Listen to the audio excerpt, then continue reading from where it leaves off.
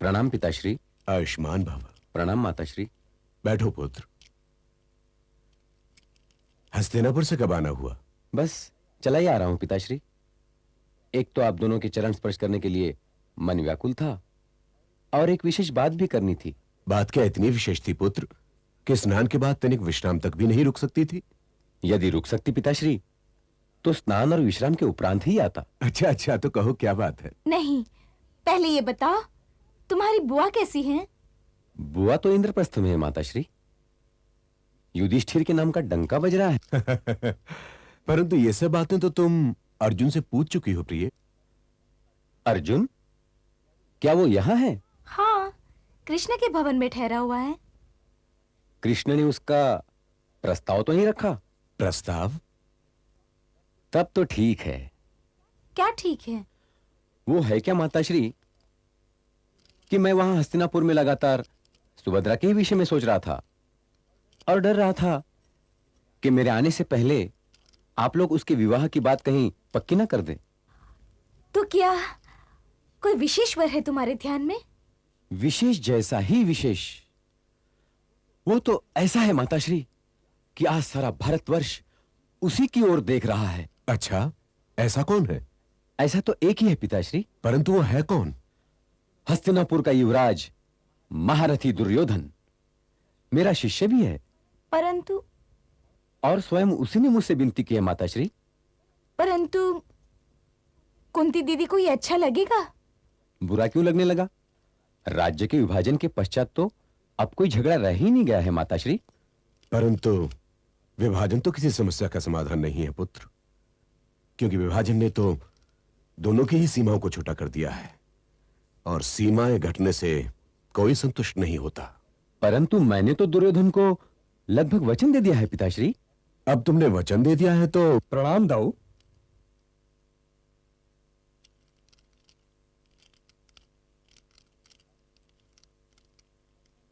आयुष्मान भव। लगता है दुर्योधन ने बहुत ही जी लगा के सेवा की है। एक शुभ समाचार सुनो पुत्र। बलराम ने तुम्हारी चहेती सुभद्रा के लिए बहुत ही अच्छा वर खोज लिया है। हाँ कृष्ण, बधाई हो। मैं जानता था माताश्री कि दाऊ इतने दिनों के पश्चात आए हैं, तो सभी के लिए कोई न कोई उपहार तो अवश्य ले आएंगे। मेरे लिए आप क्या ले आए दाऊ? देख लिया पिताश्री, बात चल रही थी सुभद्रा के लगन की, और ये अपने को बीच में घसीट लाया। इतना लोभ नहीं करना चाहिए कृष्ण। अपने दाऊ से कुछ मांगने में लोभ का क्या प्रश्न है? इसे लोभ नहीं कहते दाऊ, स्नेह कहते हैं। देखो कृष्ण, बातों में ना फंसाओ। तुम्हारे आने से पहले हम लोग एक गंभीर विषय पर बात कर रहे थे। ये तो मैं तभी जान गया था जब किसी ने मुझे बताया कि रथ से उतरते ही आप सीधे पिताश्री के कक्ष की ओर चले आए। तभी तो मैं लपका चला आया हूँ। मैं तो माताश्री और पिताश्री को बता रहा था कि मैंने दुर्योधन से सुभद्रा का विवाह लगभग पक्का कर दिया है। अपने घर के इस चंद्रमा को जाना तो चंद्रवंशियों में ही चाहिए दाऊ। लीजिए पिताश्री, अब तो कृष्ण भी मान गया। अब आपके यहाँ कहने में क्या आपत्ति है? परंतु ये निर्णय उठते सूर्य के साथ लेने चाहिए दाऊ कि सुभद्रा के जीवन में सदैव धूप छिटकी रहे। ये भी ठीक है, कल निर्णय लेंगे पुत्र। देखो कृष्ण, तुमने कोई गड़बड़ की तो। मैं भला क्या गड़बड़ करूंगा दाऊ, वो भी सुभद्रा के जीवन में? ये आपने सोचा ही कैसे? और आप भी उसका बुरा थोड़ी चाहेंगे। सब बताता हूं, परंतु पहले स्थान ग्रहण करने के लिए तो कहो। आप कब से किसी के कहने की प्रतीक्षा करने लगे केशव? मैं आपका, ये भवन आपका, ये संसार आपका, और फिर बस बस बस, आपात स्थिति में बातें करनी चाहिए कम और सुननी चाहिए अधिक। संक्षेप में कहूं तो स्थिति यह है कि दाऊ चाहते हैं कि सुभद्रा का विवाह दुर्योधन से हो जाए। दुर्योधन से?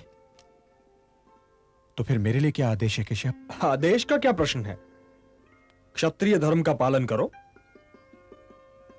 यदि विवाह की अभिलाषा हो और यदि कन्या भी वही चाहती हो, परंतु विवाह के रास्ते में कोई ऐसी अड़चन हो, तो क्षत्रिय धर्म यह कहता है कि कन्या का हरण कर लो, क्योंकि यह कन्या का हरण नहीं, उसका वरण है। तो क्या आप ये कह रहे हैं कि मैं सुभद्रा का हरण कर लूं? मैं कुछ कहने वाला कौन पार्थ? मैं तो बस क्षत्रिय धर्म बतला रहा था। जैसी आपकी आज्ञा।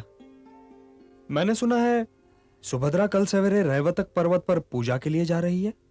मैं तो कल पूजा के लिए नहीं जा रही हूँ। अच्छा, हाँ, तो मैंने ये सुना होगा कि तुम दुर्योधन की वधू बनकर हस्तिनापुर जा रही हो। ये आप क्या कहते हैं भ्राताश्री? वही जो मैंने सुना है किससे सुना है? दाऊ से। और ये तो तुम जानती हो कि वो केवल गरजते नहीं बरसते भी हैं। उन्होंने पिताश्री और माताश्री को लगभग मना भी लिया है। वो तो ठीक समय पर पहुंचकर मैंने उनके मान जाने को कल तक के लिए टाल दिया है। परंतु मैं तो दुर्योधन से कभी विवाह नहीं करूंगी। यदि तुम्हारा ये निश्चय अटल है तो कल सवेरे पूजा के लिए जाओ। जो आज्ञा भ्राताश्री। अपने जीवन के विषय में आज्ञा पालन नहीं किया जाता सुभद्रा, निर्णय लिया जाता है। यदि तुम कल सवेरे पूजा के लिए जाओगी तो अर्जुन अवश्य तुम्हारा हरण कर लेगा।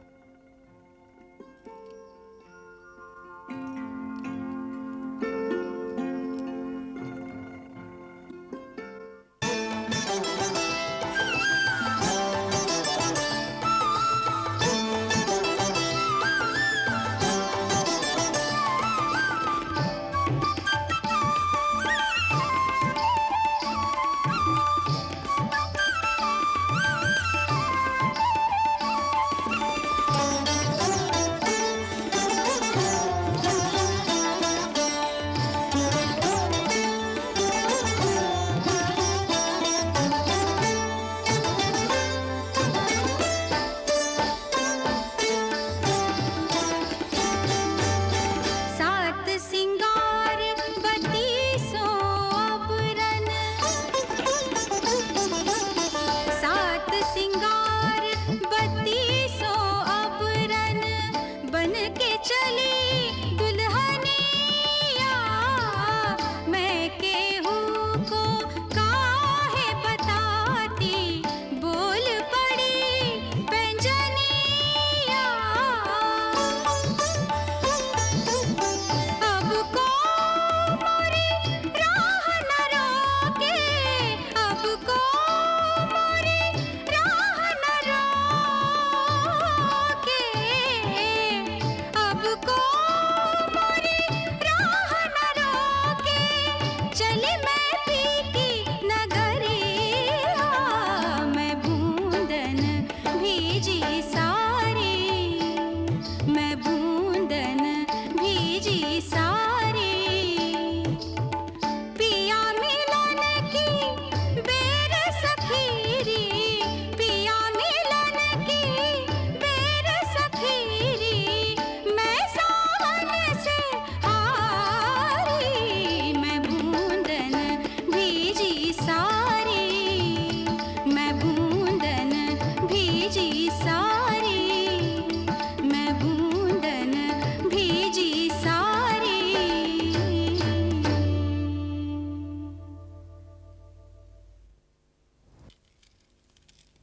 प्रणाम दाऊ। सुखी रहो।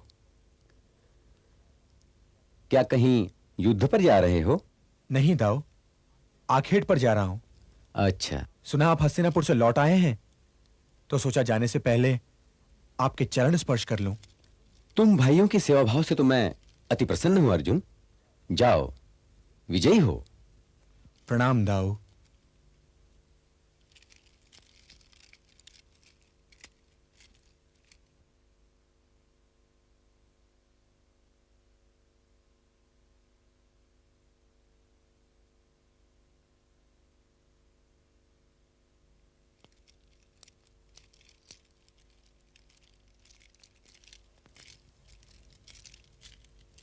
आओ मित्र, आओ। प्रणाम केशव। दाऊ से मिलाए? हां, मिलाया। उनका आशीर्वाद लेना बहुत ही आवश्यक था। अब जाओ, परंतु इसका पूरा ध्यान रखना कि द्रौपदी अग्नि से उत्पन्न हुई है। उसके स्वभाव में बड़ी आंच है। सुभद्रा हरण से कहीं कठिन लक्ष्य है सुभद्रा का द्रौपदी से मिलन। इसका पूरा प्रयत्न करना कि सुभद्रा के आने से द्रौपदी का मन मैला न हो। वो तुम पांचों भाइयों की पत्नी अवश्य है, परंतु स्वयंवर तुम्ही ने जीता था पार्थ। परंतु ये तो निश्चय ही है कि वो सुभद्रा का स्वागत तो नहीं करेगी। स्वागत भी करेगी, यदि तुम ये ध्यान में रखोगे कि सुभद्रा तो मेरी बहन है ही, परंतु द्रौपदी भी मेरी बहन समान ही है और मुझे बहुत प्रिय भी है। यदि सुभद्रा का तुम्हारे साथ जाना आवश्यक न होता तो मैं तुम्हें सुभद्रा हरण का सुझाव ही न देता। परंतु यह न सोच लेना पार्थ कि तुम दोनों के प्रेम से विवश होकर मैं सहायता कर रहा हूं। मैं कुछ समझा नहीं केशव। अभी तुम्हारा यह समझना आवश्यक भी नहीं है। सुभद्रा, तुम चंद्रवंशियों के भविष्य की धरोहर है। जाओ पार्थ, मेरा रथ तुम्हारी प्रतीक्षा कर रहा है। प्रणाम केशव। एक और बात सुन लो पार्थ, इस यात्रा में सारथी सुभद्रा को ही बनाना। सुभद्रा को? हां, यह यात्रा तुम्हारी नहीं, उसकी है। जैसी आपकी आज्ञा।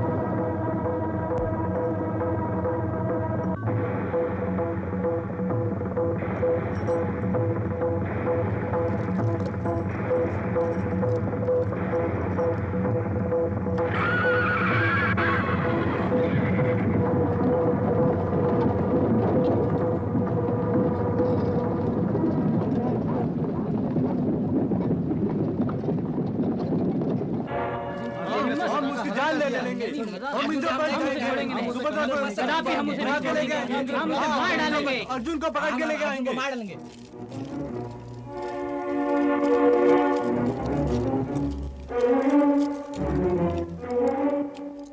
द्वारिका के उद्धाव कुंती पुत्र अर्जुन ने अतिथि मर्यादा का उल्लंघन करते हुए हमारी बहन सुभद्रा का हरण किया है। यदि उसका पीछा करते हुए हमें इंद्रप्रस्थ जाना पड़े तो हम इंद्रप्रस्थ जाएंगे। अवश्य जाएंगे। लगता है अनुज कृष्ण हम लोगों से सहमत नहीं। मैंने तो कुछ भी नहीं कहा दाऊ। तुम्हारे कुछ ना कहने से ही तो मैं घबराता हूं। क्या तुम्हें याद नहीं कि जब तुमने रुक्मिणी का हरण किया था तो उसके भाई रुक्मिणी ने तुम्हारा रास्ता रोक लिया था? मैंने रुक्मिणी का हरण नहीं किया था दाऊ। आप तो जानते हैं कि मैं उसके बुलावे पर वहां गया था। वे लोग उसकी इच्छा विरुद्ध शिशुपाल से उसका विवाह कर रहे थे। मैंने उसकी सहायता की थी दाऊ। ये तुम क्या कह रहे हो? मैं वही कह रहा हूं जो आप लोग सुन रहे हैं। कहीं ऐसा तो नहीं दाऊ कि सुभद्रा की इच्छा विरुद्ध जो आप उसका विवाह दुर्योधन से करने की योजना बना रहे थे उसका उसे पता चल गया हो और उसने अर्जुन से सहायता मांगी हो? और सुभद्रा को ये किसने बताया कि मैं दुर्योधन से उसके विवाह पर विचार कर रहा हूं? और तुम्हें ये किसने बताया कि वो दुर्योधन से विवाह नहीं करना चाहती? मुझे स्वयं सुभद्रा ने बताया दाऊ कि वो दुर्योधन से विवाह नहीं करना चाहती। और उसे ये किसने बताया? मैंने। जब ये सुखद समाचार मैंने सुना तो मैंने सोचा कि सुभद्रा को तो बता ही देना चाहिए, इसलिए मैंने जगाकर उसे बताया। अच्छा, जगाकर बताया? जी दाऊ।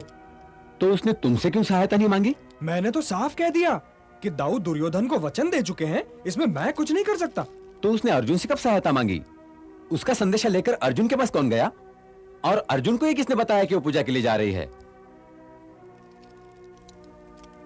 इन सब प्रश्नों के उत्तर तो स्वयं सुभद्रा ही दे सकती है दाऊ।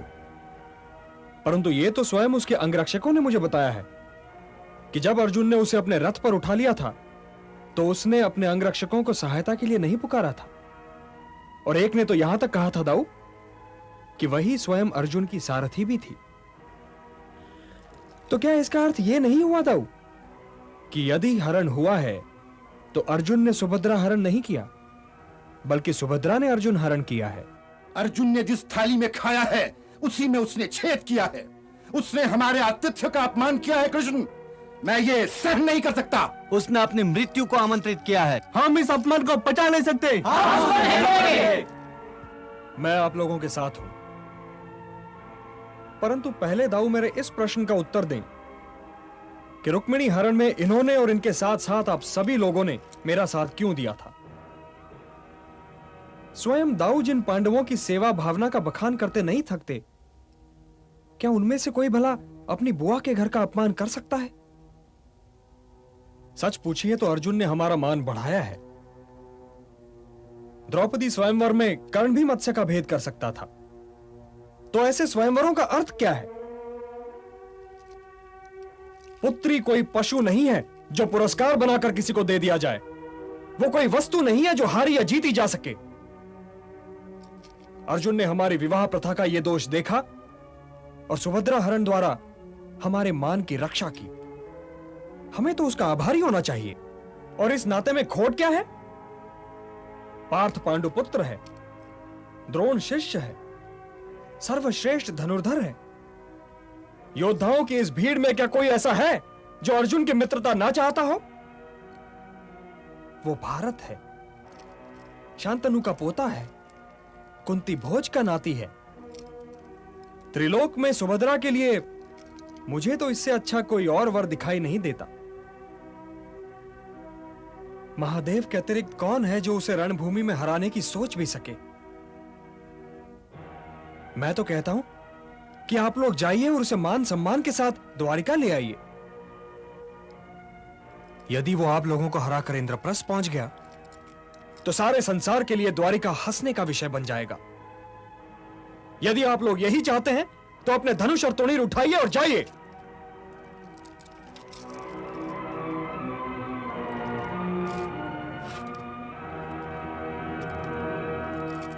मैं जानता था कि यदि इसे बोलने का अवसर मिला तो यह हम सबको चुप करा देगा। अब आप लोग जाइए और जवाई राज को बहला के ले आइए।